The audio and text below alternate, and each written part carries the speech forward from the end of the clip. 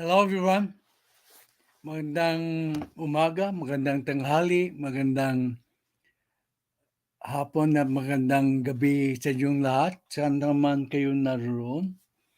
Welcome to my very small channel. Unang babatiin ko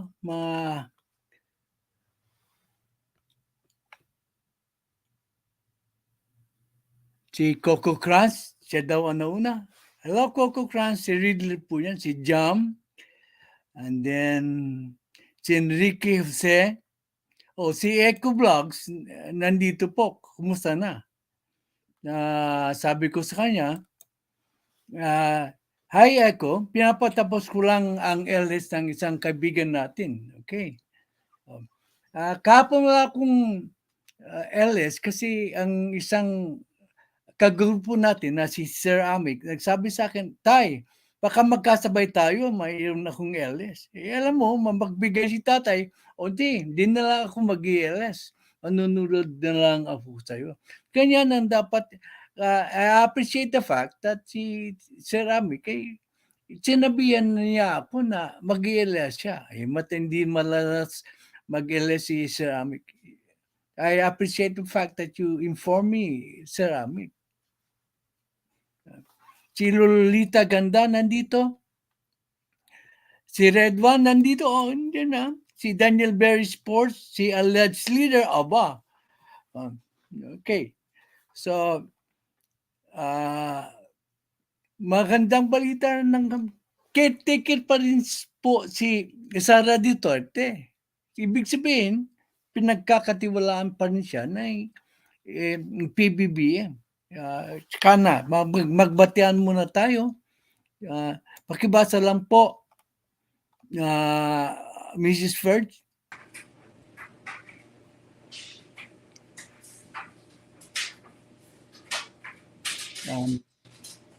Ako ay isang loyalista. I don't see anything. You don't see anything? I'm sorry. Tangingot talaga ako.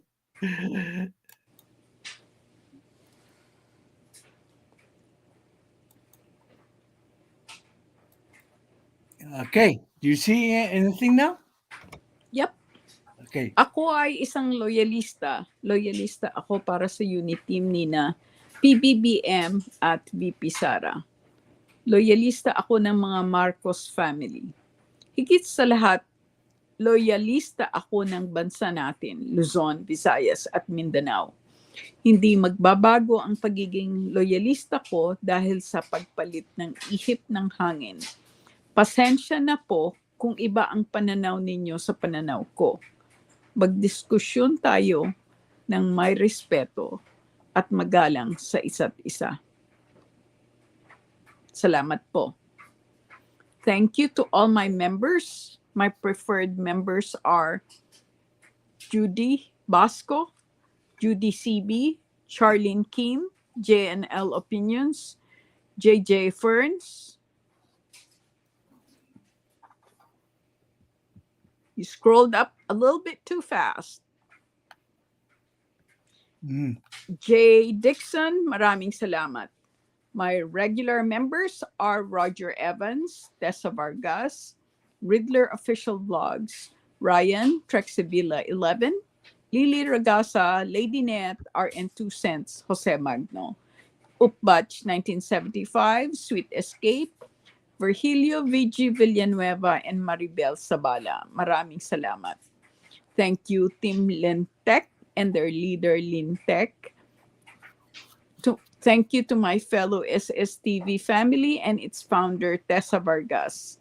Salamat sa aking mga matatag na subscribers.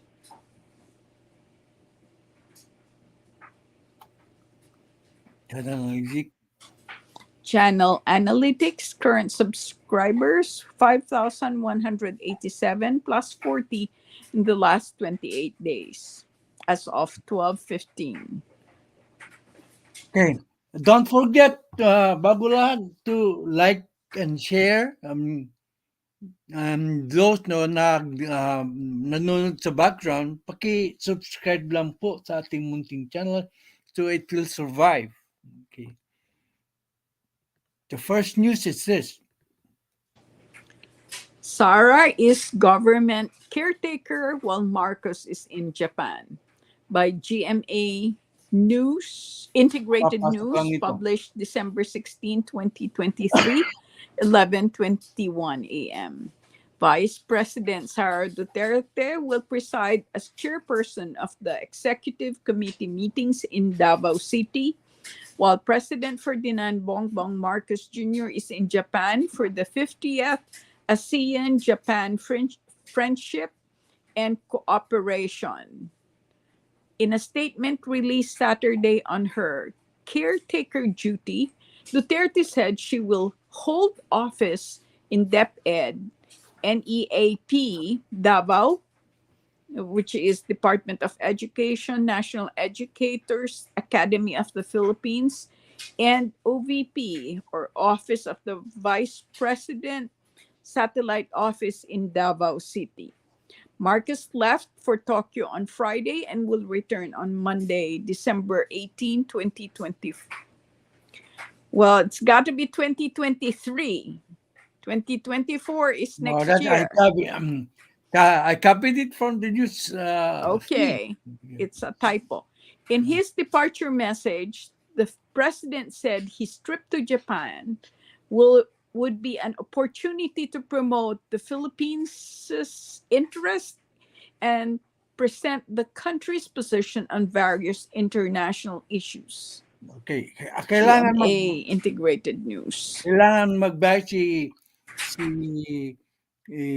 Presidente Bongbong Marcos para pagtibayan ang relasyonan natin sa Japan kasi sa economic issues, sa West Philippine issues, so kailangan siyang makipag-ugnayan sa Prime Minister. Prime Minister ang pinaka powerful na political figure in Japan. So ang importante sa news na ito na nag-uusap pa yung dalawa. Mayroon pa rin pong unity. Kasi kung hindi hindi na kung wala na ang unity, hindi na po magiging caretaker yata si Vpsara, because tignan mo nung pag umalis si Presidente Digong noon ay si Vice President Robredo ba ang tinatalaga niyang caretaker? Hindi, di ba? Kaya dito po malalaman na trusted pa rin ni PBBM si Sara Duterte. Ano na ngayon ang sasabihin ng mga anti-Duterte vloggers? Nagtatanong lang po si tatay. At doon sa Japan pala, ay binastos po si Ispiker ng mga OFW. Imposibleng tanga naman si PBBM kung di niya napansin yun. Mahalaga po yan kasi nagkaroon ng survey po sa buong bayan, scientific survey po, lumalabas na despite all the negative and demolition job that the bloggers are doing to Sara, still she is the most popular person in the country. Even more popular than President Marcos. Pero mga din si President BBM kasi walang tumitirada sa kanya. Ay, paano na kung umpisa ng mga DDS vloggers na tirahin siya? Hindi ba nyo nare-realize yan, mga kapwa ko, mga loyal sa vloggers, na parating tinitirada ang mga Duterte? Despite ng paninira nyo sa mga Duterte, nagka-epekto ba sa popularidad ni Speaker Martin Romualdez ang pinaggagawa nyo? Nagtatanong lang po ako.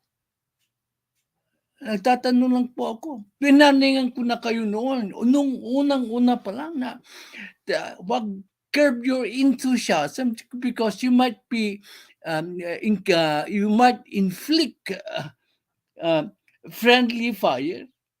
Ano yung friendly fire? Yung mga DDS na dating sumusuporta kay PBBM, ngayon ay hindi na po sumusuporta kay PBBM. Kung gusto niyo, ipapakita ko sa inyo ang aking warning sa inyo noon.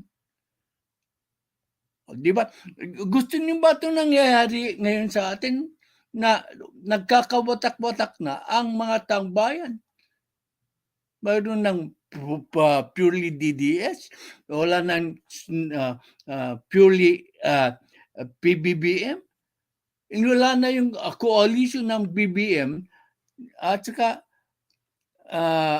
DDS na sumusuporta kay BBM.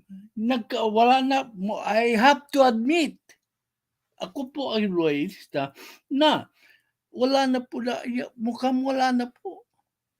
Pero dito sa channel natin, pagpipilitan pa rin natin na dapat magkaroon pa rin ng unity para sa kabutihan ng mabuting kalalagyan ng ating bansa. Huwag tayo mag-away. Magsuportahan tayo. Magsuportahan tayo sa unity.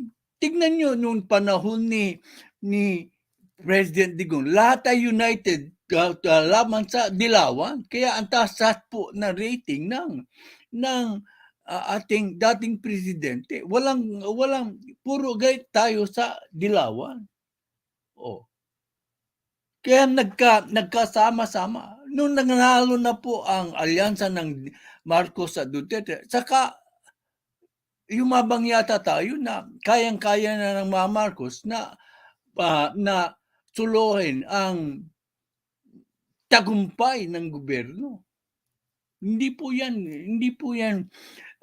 yan totoo. Nakikita nyo na ngayon na mayroon ng demonstration in support of the Dutertes. Hindi lalaom yan. Pag patuloy nyong binabati ko sa mga Duterte, it will spread like a wildfire. Hindi po ako nagkakamali sa aking analysis dito.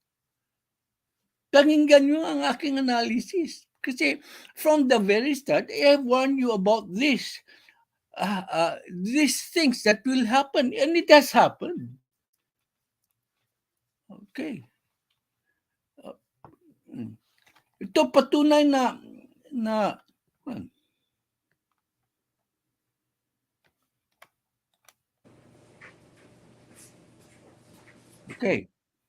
Okay. Before that, I'd like to say Roger Evans, Red One, and Cheryl Santa Maria are here. Okay, thank you. Okay. Ex-President Duterte, Representative Castro supporters confront each other at prosecutor's office.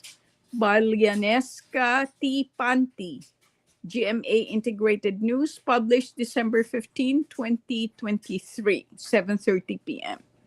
Supporters of the former President Rodrigo Duterte and House Deputy Minority Leader Franz Castro had a shouting match outside the Quezon City Prosecutor's Office on Friday amid the hearing on the grave threat complaint filed by Castro against Duterte. Okay, go ahead. Duterte supporters who wore green t-shirts printed with the faces of Duterte and his daughter, Vice President Sara Duterte, chanted their support at Castro's supporters who were outnumbered, but who nevertheless responded in kind. They also brought a tarpaulin that read, "Support Sara, protect Sara." Continue? Yeah. Scroll up. Or scroll down. Okay. Castro's backers, on the other hand, chanted against Duterte and then resorted to blowing whistles and ringing bells to drown the Duterte supporters. DMV GMA Integrated News. Di ba nagkatotoo yung aking analysis na nangyayari na ngayon? No, warning ko na sa inyo mo, don't curb your enthusiasm. sa pagbabanat sa mga Duterte. Ngayon, nagkakaroon na ng hiwalayan. Yeah. So, pakita ko sa inyo ang isang what do you call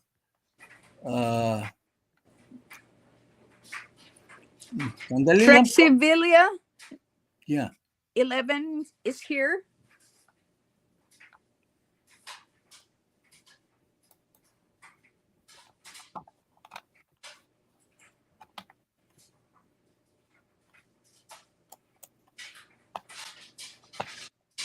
Hindi ko lang i-share ang sound, no? Sa sandali. Kala ako sabi mo hindi mo i-share ang sound. I could hear the sound. Puputul-putulin ko, okay.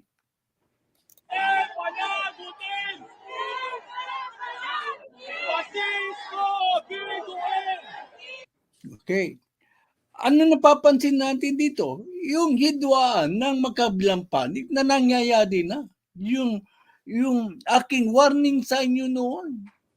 Hindi na lang parating tatanggap ng bira at suntok ang mga Duterte supporters. Lalabas at lalabas yan para iprotektahan ang mga Duterte. Yan ang kinatatakutan kong mangyari. At nangyari na nga. Warning ko sa inyo yan. Kung gusto niyo, bukas papakita ko ang warning ko na tama po ang analysis ko. Okay.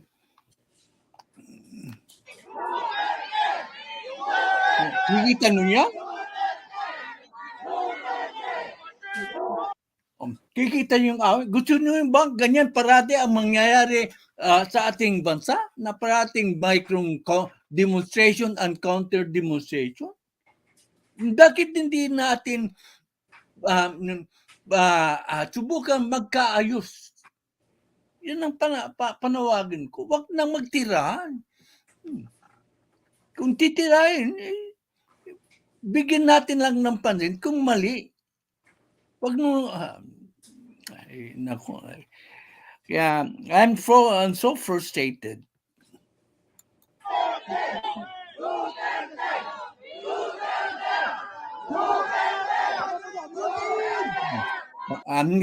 Paulit-ulit yan. So, papatayin ko na yung I will skip na yung video yan kasi baka makapiright tayo. Pero that is the point. Because yung mga marami magagalit sa akin. Di pa kaya ang cause ito is dahil sa parati natin tinitira ang mga Duterte. Kaya ganyan, lumabas na yung mga pro-Duterte. Yan lang, nagtatanong lang po ako.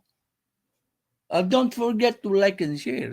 Kung iba ang pananaw nyo, okay lang po. Okay. So, go to the other news story.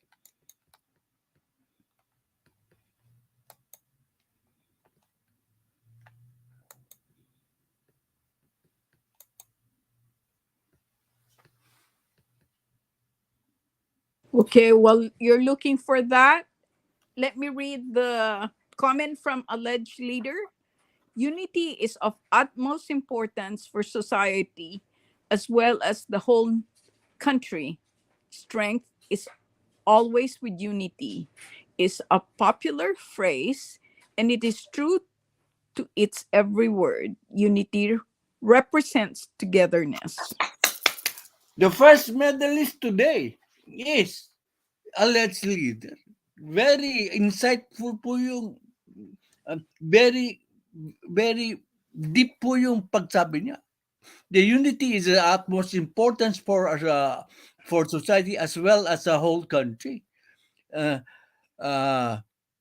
Therefore, this standing together for every thick and thin. Tama, mag-unite po tayo. Okay, mag-unite po tayo. Thank you, alleged leader. Okay. How? He continues, therefore, it is standing together for every thick and thin matter. Okay. Susunod na balita to. President Marcos's approval rating improved slightly. VP Duterte's score continues to fall. Tignan nyo tignan nyo ang pagbalita nila. Haltang-haltang mga bias po sila. Continues to fall. Hindi po binabalita na dapat ang headline yan. VP Duterte is still the highest politician with the highest approval ratings. VP Duterte is the politician with highest approval rating. Dapat yun ang heading. Pero ang ina-highlight na continues to fall. Parang ni-imply na nila na bagsak na po ang ating Vice Presidente sa approval niya. Pero hindi yan ang totoo. Hindi yan ang totoo. Ano ang totoo? Siya pa rin ang pinakamataas. Sino ang pinakamababa? Na parating pinupuri ng mga vloggers. Sino ang pabigat ngayon? Di ba? Kung magpapabigat ay yung isang tao na ang popular. Bakit magiging pabigat ang popular na politician sa ating presidente? Tanong lang po ng ni Tatay Jack first. Sagutin nyo nga sa akin yan. Okay, basahin natin. May comment si Cheryl Santa Maria. Sa Mindanao lang po bumaba rating ni VP pero mataas pa rin. Okay. Okay. At a glance, President Marcos's approval rating improved from 55% in the third quarter That is to good news to the 58% president. in the fourth quarter. Meanwhile, Vice President Duterte's approval rating fell from 62 to 59%. Sandali It's lang still po. higher than Marcos's. Okay. Okay. You got my point. Ang approval rating po, despite the demolition job na ginagawa ng political bloggers sa anti-Duterte, anti-Sara, is still 59% compared sa ating mahal na presidente. Nandito na po ang magiting na isang vlogger na si Pambansang Loyalista. Okay. Bakit ganon? Kasi marami po, pag kinakaila natin na marami talagang supporters si Vpsara. Mababawasan yan yung mga dating bumubuto sa kanya, pero karamihan dyan na natira ay puro mga supporter ni Vpsara. Kaya ito po, ang survey pong ito ay naunang mayroon na pong ang procedure po dito, mga kapatid.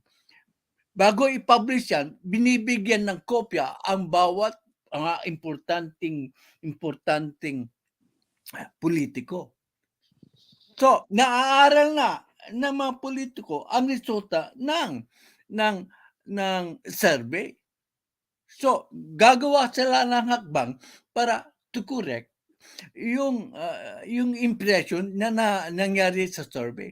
Hindi din ako magtataka kung sa susunod may lalabas ng survey na in favor po ng isang politiko na down sa survey. Natural yan. Parati pong ginagawa yan. Okay. The country's top 5 officials' trust scores were consistent with their approval ratings. The survey, which was fielded from November 29 to December 4, with 1,500 respondents, found that the president's approval rating improved from 55% in the third quarter to 58% in the fourth quarter. Meanwhile, Vice President Duterte's approval rating fell from 62 to 59%. Okay. also noted that Speaker Martin Romualdez's approval rating stabilized but still showing a downtrend from 37 to Sandali 36%. lang, sandali lang ito, sandali lang. Nakakatawa. Doon sa iba, continues to fall. Pero pagdating kay Speaker Martin Romualdez, ay stabilize. Ano yan? Fair reporting po ba yan? Nagtatanong lang po ako. Sa Manila Bulletin. Fair po ba ang inyong reporting sa headline nyo? Vpsara continues to fall. Pero dito, nag-fall si Martin Romualdez but stabilized? Ano yan? Well, ang sasabihin nila siguro, they added but still showing a downtrend. Kaya nga, ang unang ang impression ng taong magbabasa po ay yung stabilized. Naku, kaya maraming mga taong nai-influensyahan, hindi sila marunong mag-analyze. Naku. Okay. While Chief Justice Alexander Gismundos sustained his ratings from 36 to 37%. The trust ratings of President Marcos and Zubiri rose slightly from 47 to 48% and from 33 to 35%, respectively. The Vice President... Basahin natin dito. Hindi po stabilize ngayon. Ang sabi nila kay Vice Presidente. Anong sabi? Fit fell. Kita nyo ang biased reporting po. Sige, pagkibasa lang po. Yeah, the Vice President's overall trust rating fell from 55 to 53% in the latest survey.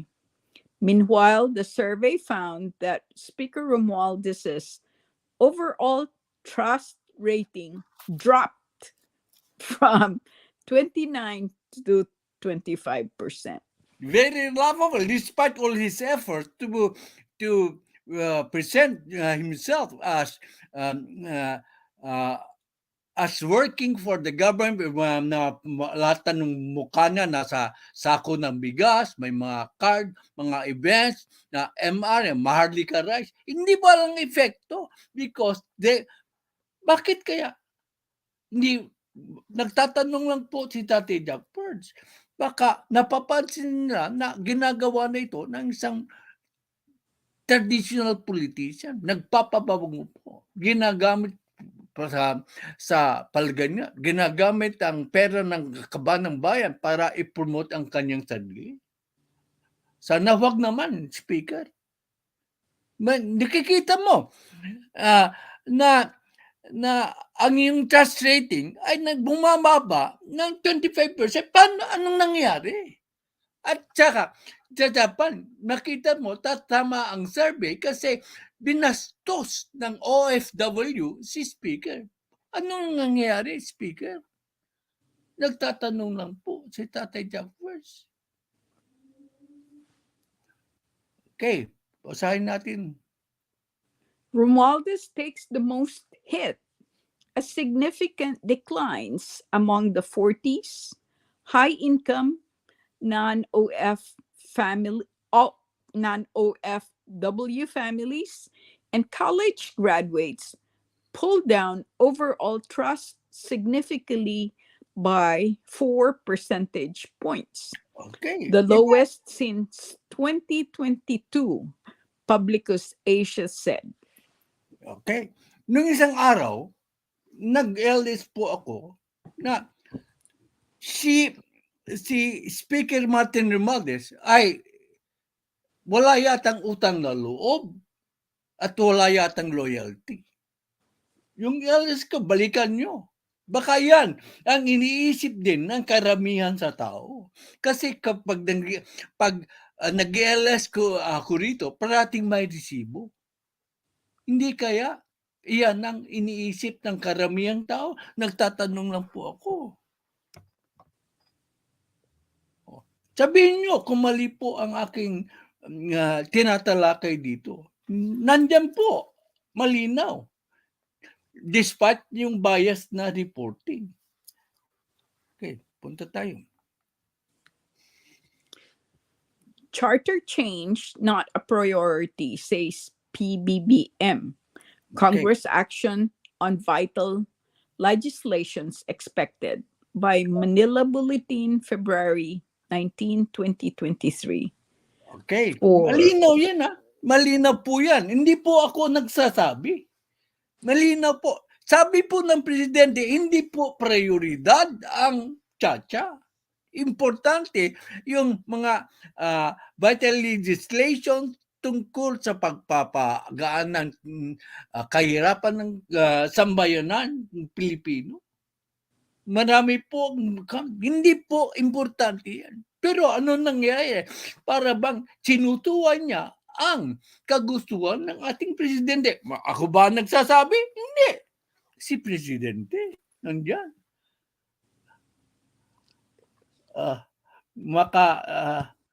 Ano yung sabi ni pambansang loyalista? makasarili si Tamba. I hate to admit it, medyo tama kaya dyan, Kapiel. Kasi, bakit niya naisip yan?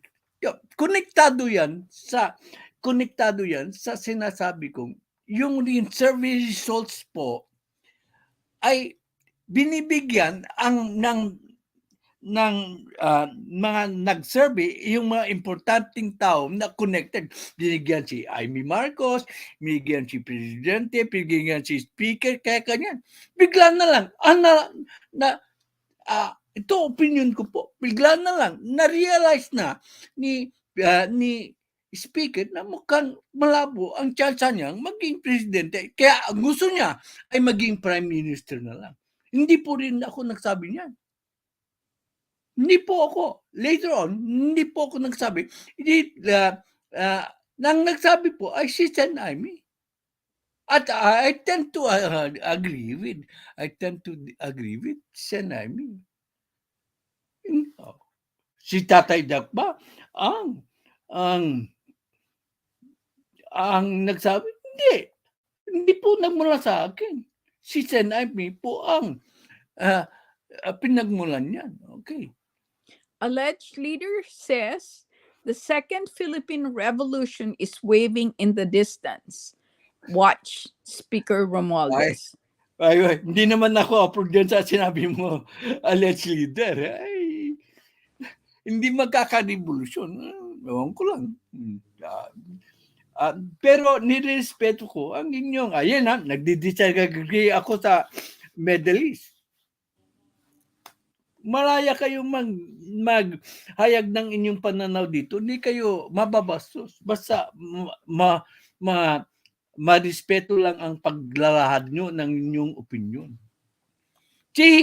Si alleged leader ay confirmed DDS yan.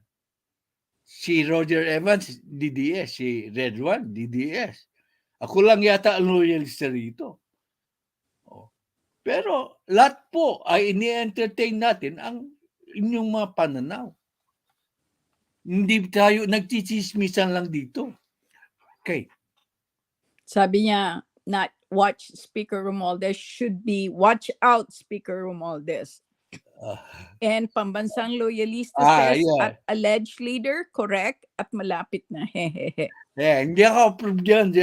Sasasabi mo pambansang loyalista. Ayaw ko ng ganyan na magkaka-revolution. Ayaw ko po. Sorry na lang po. But I respect your opinion. Okay. Yeah. The Constitution of the Philippines, ratified by plebiscite on February 2, 1987, has been in force for 36 years, the longest period of uninterrupted democratic governance in the history of the Republic. President Ferdinand Marcos Jr. has declared that changing the Constitution is not a priority, pointing out that there are so many other things that we need to do first. Sandali lang po. Sabi niya, asikasuhin muna natin ang dapat asikasuhin, huwag yung tsa-tsa. Pero bakit pinipilit ni Speaker Martin Romualdez na magkaroon ng tsa-tsa? Nagtatanong lang po si Tatay Jack first. Tatanong, ano kaya? Kayo rin, di ba kayo dapat magtanong? Na nagsabi na nagsabi na ang ating presidente na hindi prioridad ang tsa-tsa.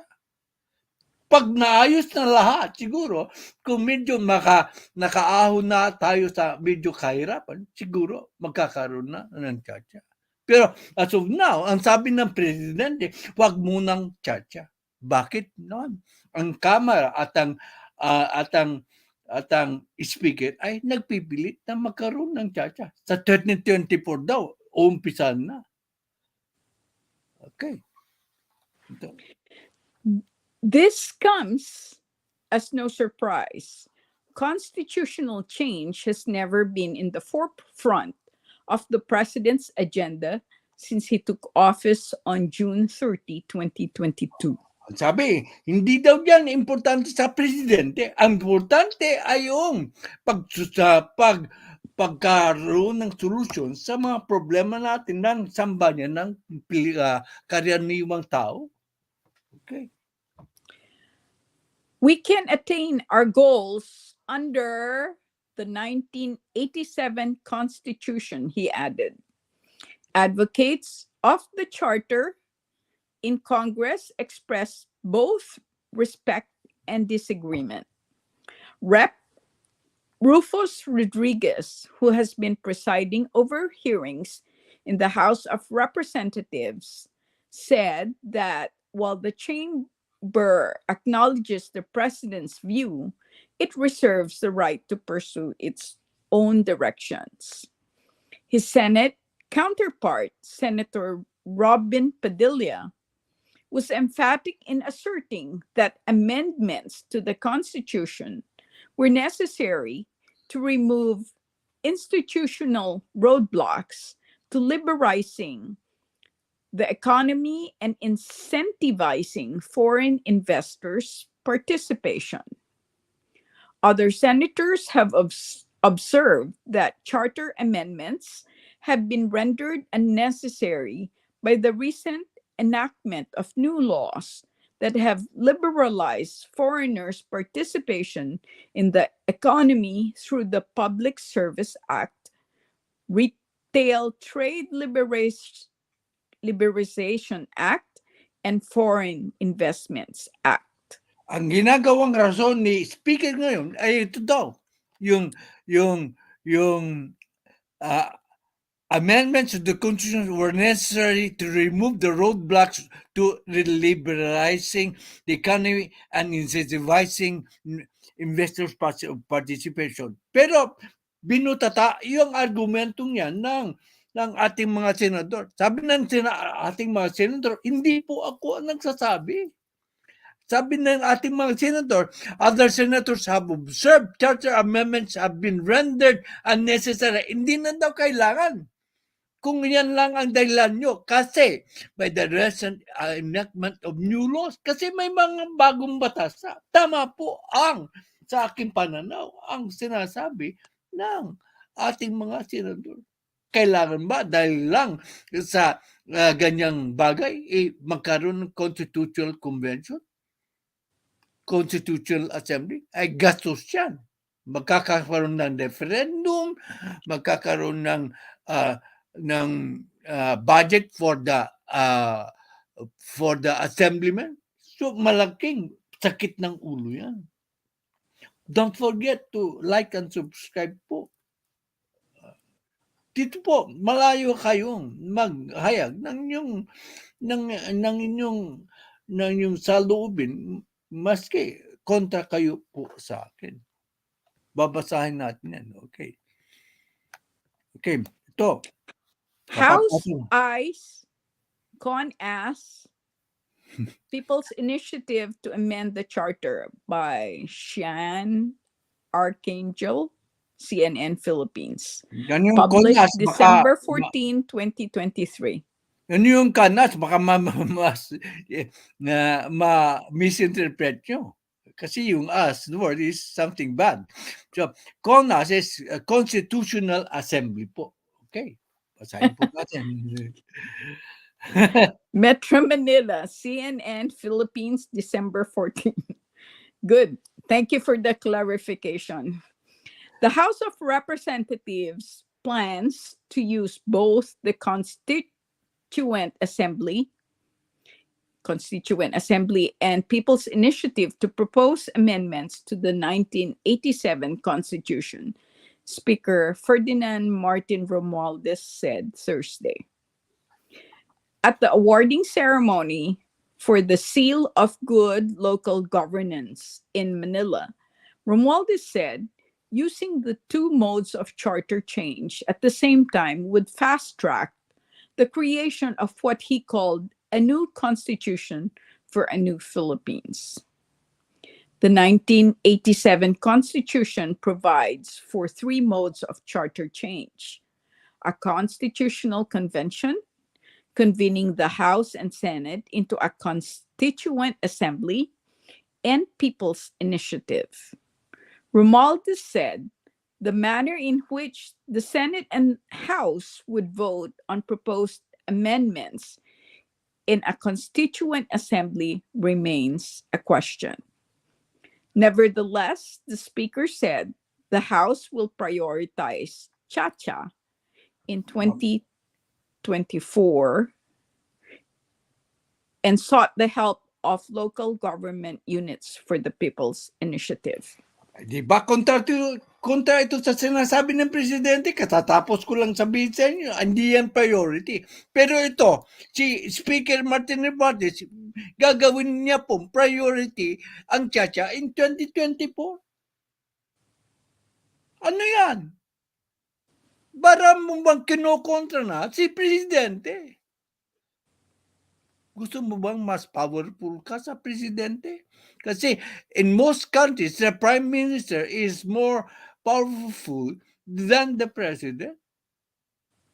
Dahil hindi mo matim, nagtatanong lang po, dahil hindi mo sigurado kang hindi ka na mananalo sa pagka-presidente, ay, natuklasan mo yan sa recent survey result, ay dadaanin mo ang pagiging most powerful politician ng bansa natin sa pamamagitan ng Constitutional Convention to approve the unicameral form of government sa atin. Bakit unicameral? Isa lang kamara. At bakit po hindi po approve ang Senado? Kasi in a unicameral Cameral Assembly, every delegate, whether senator or congressman, each has a single vote. Equal lang ang vote na. Hindi po nangyayari yan ngayon. So, ang boto ng Senado na 24 ay hindi mo may kukumpara sa boto ng Kamara na mayroong 300, I don't know the exact number, 300 against 24. So, lampaso po ang Senado. Kaya gustong-gusto po yan ni Speaker. Tama po ba ako, Speaker? Kasi ikaw ang magiging most powerful politician pag ikaw ang naging prime minister. Kontrolado mo ngayon ang mga congressman. Siguradong ikaw ang magiging prime minister. Di ba yan ang purpose mo? Yan ang purpose mo para isulong po ang charter change. Walang masama doon as a unicameral assembly. Pero ang nakakaduda lang ay yung taong ang purpose mo ay to perpetrate himself for power. Kaya nga, tinatawag ka nga ng iba dyan, Cocodellus Romualdus. Ano ba yan? Nabasa ko. unfair naman yun sa kay Speaker. But that's it. No. I haven't read the part. Yeah. But before I continue, I'd like to say Hansei PM vlog is here. And let me read alleged leader's comment. The first attempt to amend the 1987 Constitution was under President Fidel Ramos. Among the proposed changes in the Constitution included a shift to a parliamentary system and the lifting of term limits of public officials. Yeah, that is true. Kasi kung in a parliamentary system or unicameral system, the congressmen or delegates or whatever the parliamentarians are not subject to term limits. That's why in Japan, yung former prime minister na served for over 20 years. In Canada, yung prime minister nilang si Trudeau is continuing to serve as prime minister. Kaya yan ang gustong-gusto ni Speaker. Basta kontrolado niya yung mga congressman, siya pa rin ang mananatiling prime minister. Di ba? Nakakaduda yan. Okay, let me continue. This, meaning hey, you're too fast. The People's Initiative will be the grassroots approach whereby we will elicit the sentiments of the populace, and that Constituent Assembly can actually work hand in hand with the People's Initiative, particularly when it comes for the expediency of time and the efficient use of resources, Romualdez said. I say this because we would like to undertake these twin methods of addressing constitutional amendments, if not revisions therein, he added. Romualdez said his cousin, President Ferdinand Marcos Jr., also wants the 1987 Constitution to be reviewed. Okay, this is what we call a double speaker. Kasi nakita na natin sa balita ko na hindi po prioridad ni Presidente ang constitutional chacha. Siya, of course, pwedeng reviewin, pero hindi pa napapanahon. Malinaw po yan, Speaker. Bakit mo pinagpipilitan yung ayaw ng ating Presidente? Nagtataka lang ako, nagtatanong lang po ako. Yung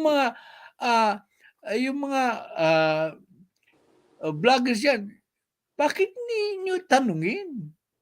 Bakit hindi nyo tanungin? Bakit na hindi nyo tanungin? Ayaw pala ng Presidente. Bakit mo ginagamit si Presidente sa pagpupropose ng chacha, constitutional charter change? Kaya tinawag na chacha. Okay. This is in consonance, actually, with President Ferdinand R. Marcos's dream, as well as to look at the Constitution and see what portions can be amended or revised, he said. Kaya, sandali lang po. Di ba? Yan ay kabalbalan po. Tanong lang po ng Tatay Jack Ports.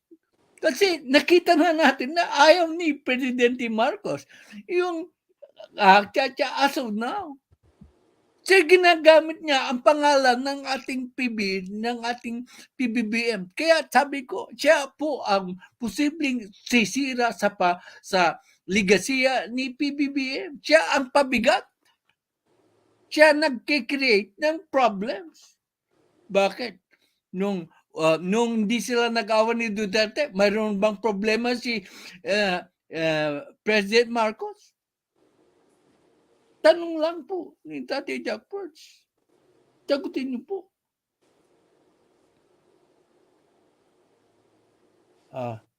And even the previous administration had espoused a federal form of government. Romualdez added, "That is why I think after 3.5 decades, it is about time we give our Constitution a hard look." Nakakatawa. When it is convenient for him to use the Duterte's, he is using it. Di ba? Ano yan? Sabi niya, even the previous administration po. Even the previous administration. Kakamitin niya. Pangalan ng mga Duterte. Sino ba ang previous administration? Tanong lang po sa inyo. Si mga Marcos ba ang previous administration? Tatanong lang po si Tatay Jack first. Okay.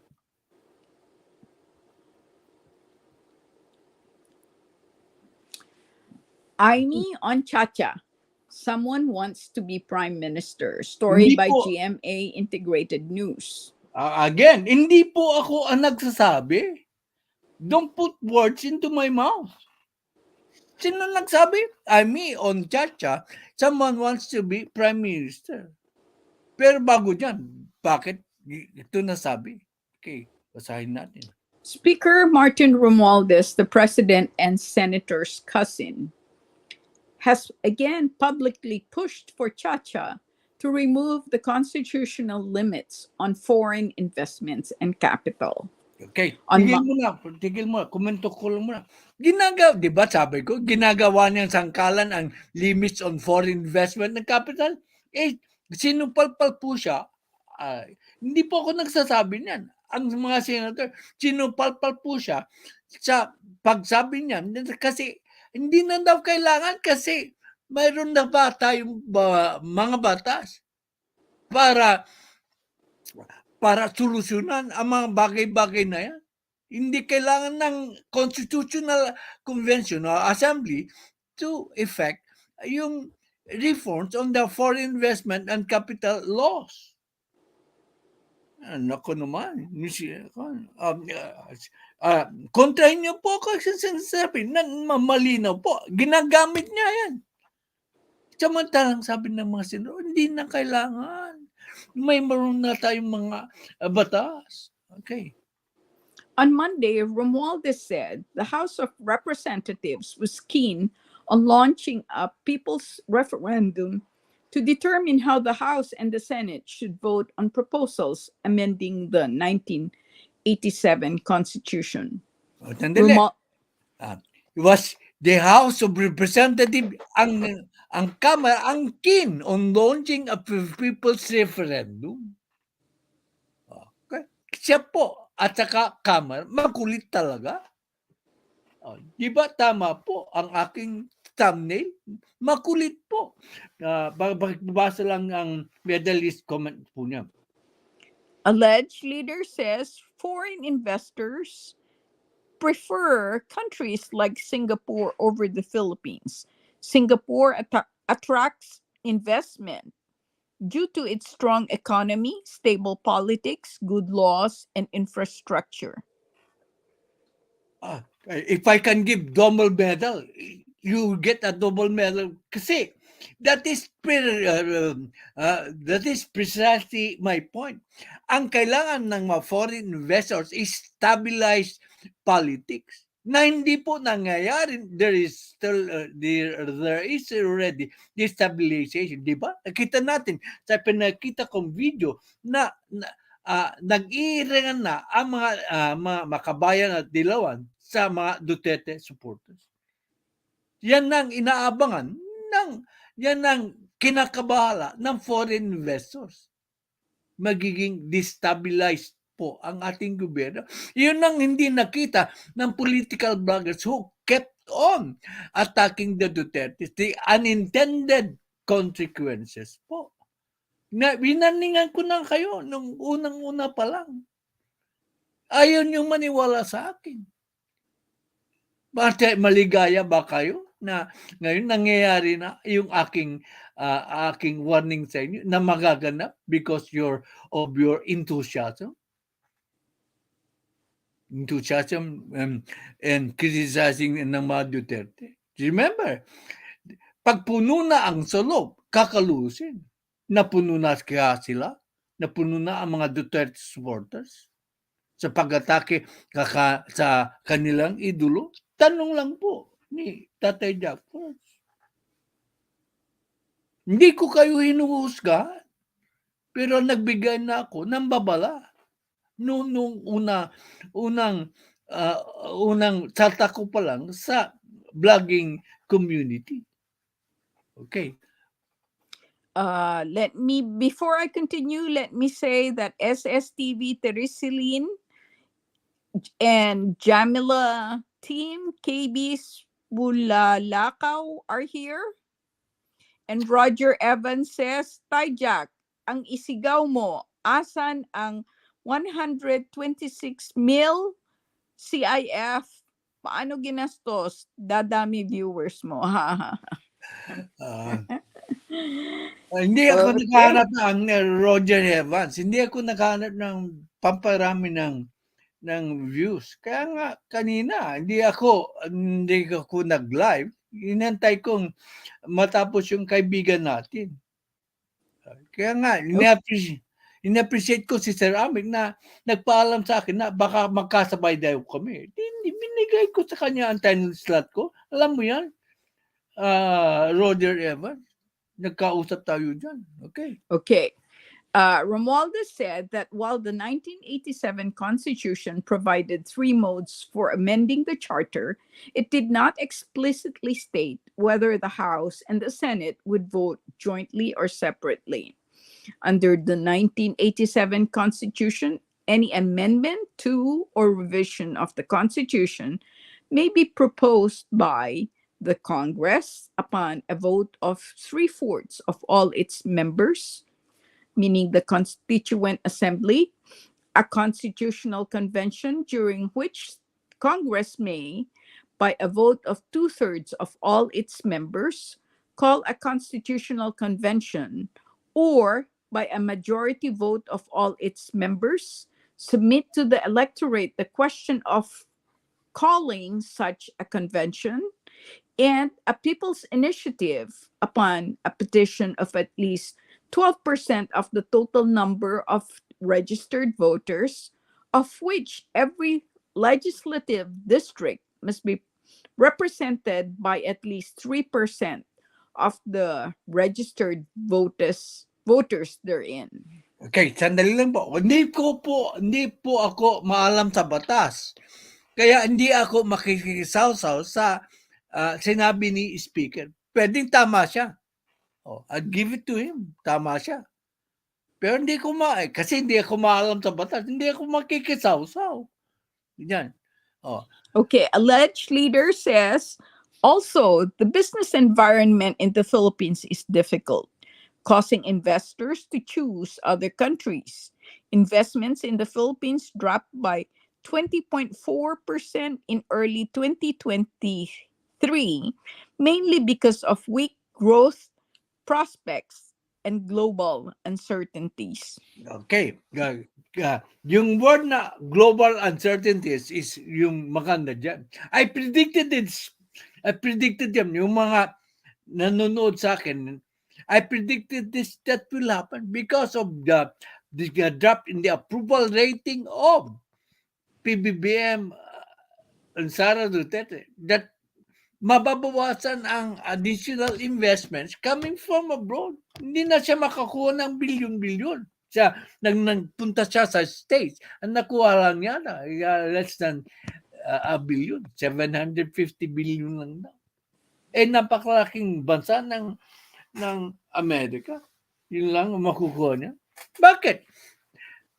Medyo nag-aalala ang investors because of the political instability sa ating Pilipinas. Yan ang sinasabi ko, unintended consequences ng creating division between Sara Duterte and PBBM. Maniwala kayo sa aking analysis. Ngayon, bahala. That's why I am so frustrated. Okay. Oops, are you playing with your mouse again? Okay. Masyado ka na magstrikta. Okay. I've already read that. There are 3 modes to amend the Constitution, but we have had problems in addressing it, procedural problems, said Romualdez during the Philippine Economic Forum in Iloilo. I'm going to be sharing with you things that I've not shared with the public. I will actually be preempting our all-party leaders' caucus this afternoon and sharing it with you here in Iloilo.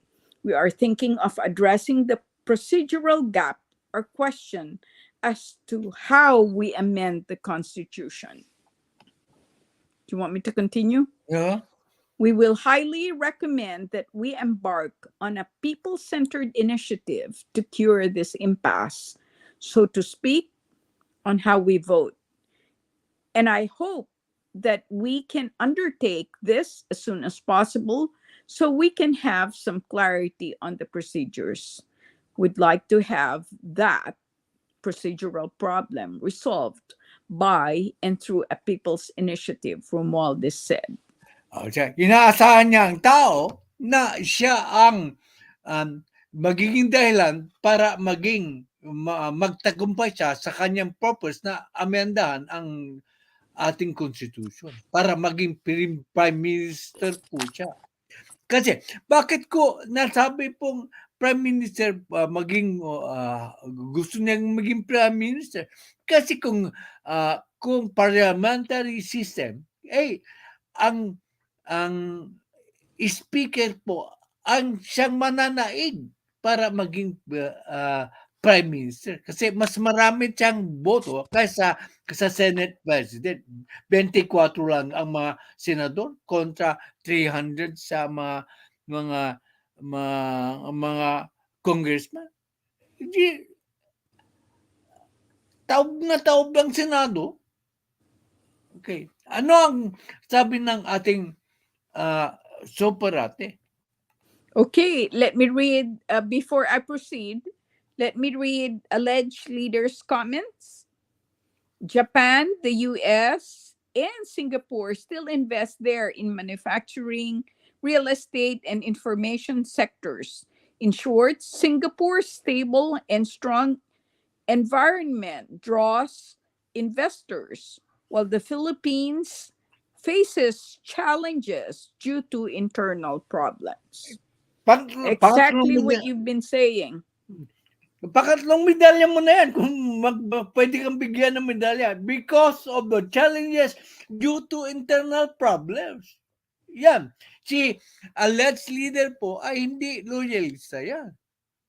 Pero hindi entertain. DDS po yan. Sabi nga niya, he does not support PBBM. Di ba? Alleged leader. Pero tama po ang analysis mo.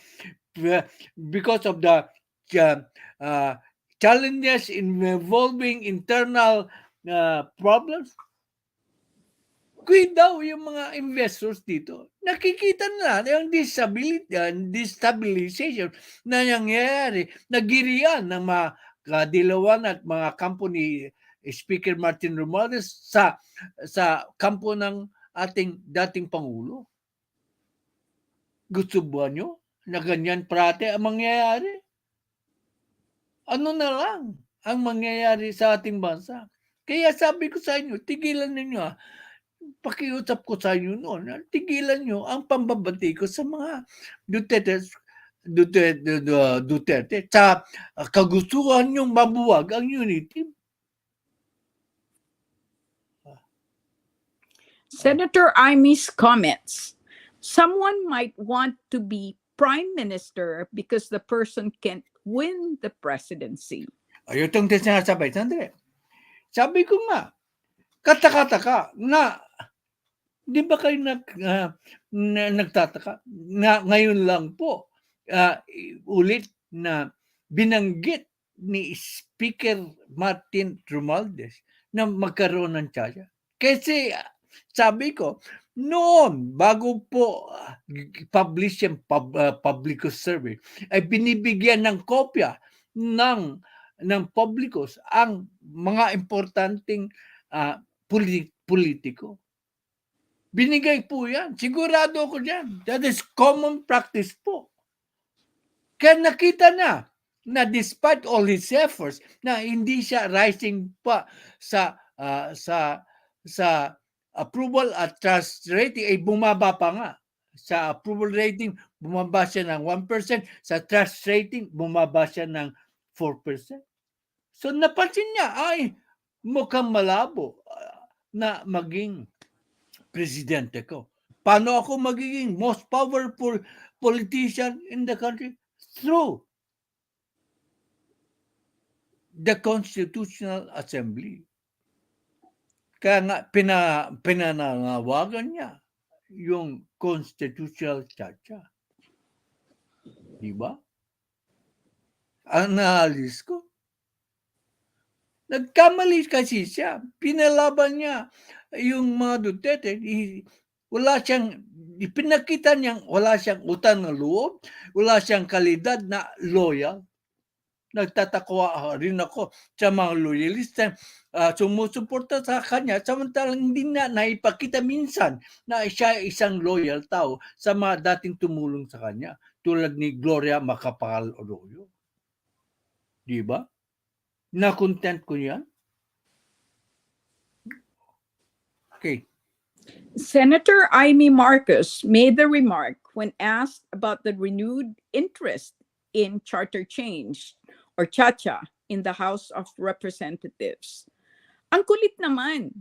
Talagang sinabi na ni President Ferdinand Bongbong Marcos Jr. na di napapanahon kasi dapat nakatutok tayo sa hanap buhay ng tao at sa presyo ng bigas at bilihin, said Amy, the president's sister. Tigil. No. Diba? Si Sen Amy ang nagsabi, hindi po si Tatay Jack first. At doon lang tinutuwa lahat ng sinabi niya ay katotohanan. Kasi present ko sa inyo ang sinabi ng presidente na hindi po siya ginagawang prioridad ang chacha. Pwede pag naayos na niya ang problema ng bansa. Pero hindi yan prioridad. Paano niyo ako ididibag yan? Nakita niyo ang news item. Kasi dito sa channel po natin, hindi chismis ang inaatupag natin, kundi political issues. Hindi po dito nagtitira ng individual politiko, individual vlogger pa nga. Except kung mali talaga ang ginagawa nila. Pero marunong tayong mag-ask ng apology. Okay. Kung nagkamali tayo. You have to qualify your comment about kung mali ang ginagawa nila. What do you mean by that? There is intellectual dishonesty. Meaning? Hindi ko nasasabi. Meaning, how about the bansa? The bansa, what's that? What is that? The country. Sa bansa, when they constantly attack the Dutertes, mali na po sa pananaw ko ang ginagawa kanila. Kasi hindi po yan nakakatulong sa bansa. Yeah, that's it. Okay, let me read, before I continue, let me read Roger Evans's comments. Wala. Mga DDS nagumpisa, yan lang ang sigaw nila, LOLS. Pwedeng nagumpisa ang mga DDS vloggers sa awayan, tulad ni Daryl Yap. Pero hindi po mga Duterte mismo ang nagumpisa ng awayan. Ang mga Duterte ay patuloy na sinusuportahan po si PBBM. Bakit mo aatakihin ang isang napakatatag, napakalakas na kalyado mo? Nagtatanong lang ako. Okay. Roger Evans says, idol at alleged leader, bili ka na ng cabinet. Madami ka na ng medals. Oh, LOLS. Sir, Okay. At 2 beses na binasura yan ng todo ng Senado. Ba't ba pinagpipilitan? Baka may gustong mag-prime minister na hindi manalo sa presidente, she added. nakita ni Sen. Amy Marcos yung resulta ng survey. Kaya natawa siya. Baka may gusto mag-prime minister ka na hindi manalo sa presidente. Hindi po ako ang nagsabi niyan. Hindi po ako ang nagsabi niyan. Okay. Yan lang po ang ating tumobra na tayo ng 1 oras. Kaya nabasa ko na lang lahat ang aking komento. Kaya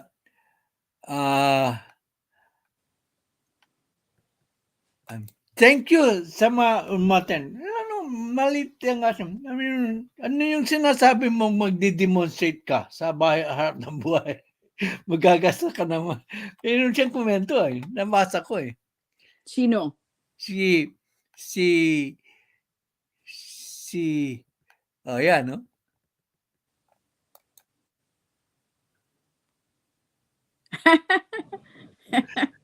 Oh, I haven't seen that. Kaya nga, hindi mo nabasa. Okay.